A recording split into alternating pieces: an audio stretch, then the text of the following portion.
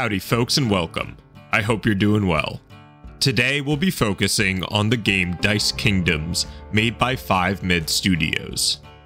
Dice Kingdoms is a city builder game with a heavy emphasis on resource management and economy. The game also brings a unique PvP interaction aspect, and with its roguelike mechanics, you can have fun for hours on end. Dice Kingdom is still in early development as of this review, yet the developers have outlined their 1.0 release. Congratulations to them. So I have high hopes about the content being refined and added. You can start out as one of 3 different factions. Aesthetically, they look different, but the technology trees are virtually the same. Everyone starts out on their own island. It might not look like much, but you'll be building this area into a thriving or devastated metropolis. You'll quickly learn that placement of buildings is vitally important to the strategy. Placing buildings close together might seem like the best choice, but as we'll soon find out, there might be a penalty to that. After you place your castle and you first put your buildings down, you're introduced to how the game works. Dice Kingdoms is a turn-based game. Every turn, each player will have a harvest phase, build phase, and attack phase. This phase system is one of the reasons I love this game so much. Every building you build counts as a dice. As you build, you'll be throwing more dice each turn. Some buildings are better at generating resources than others, but each building is unique. Every game will have different roles and outcomes, which lends itself to the replay value of Dice Kingdoms. You'll have to pick and choose wisely what buildings you're making and what choices on roles you're taking. Remember how I said there might be a penalty to putting your buildings too close together? When you roll, every dice has the chance to come up with a skull.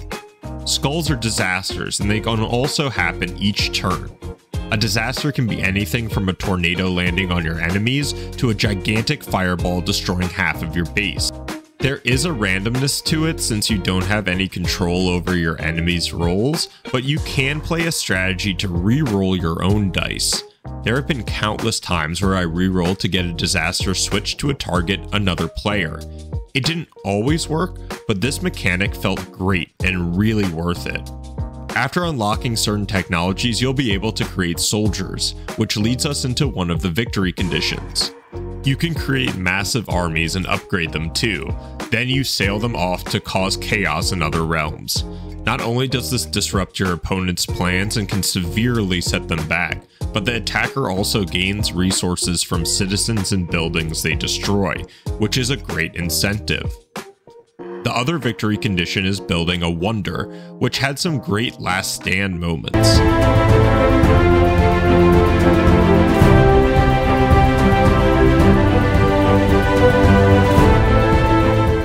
Even though it felt cheap at first, playing with multiple people trying to destroy you had many thrills and challenges. The visuals are nice and have a stylized look to them. Nothing is strikingly different about the graphics, but the art style is great, especially with the dice and how simple the resource design is to understand. I'll be quick to say, Dice Kingdoms is 100% better when you play it with people you know. If your friend groups like competitive board games or video games, this would be high on my list to check out. Even if you're playing solo, the AI does give you a hard time and puts up a good fight. And you can play against how many people you want, so some of the 8-player games were absolutely insane online. If you're a fan of city builders with a great twist on PvP interactions, I would highly recommend picking up Dice Kingdoms, or waiting for it to go on sale. If a competitive city builder isn't really your thing, I would stay clear. Anyways, thank you so much for watching. If you enjoyed the video, leave a comment about your favorite city builder, click that like button, and if you haven't already, subscribe. If you loved the video, check out some of my others on my channel. I know there is something there for you. As always, see you next time.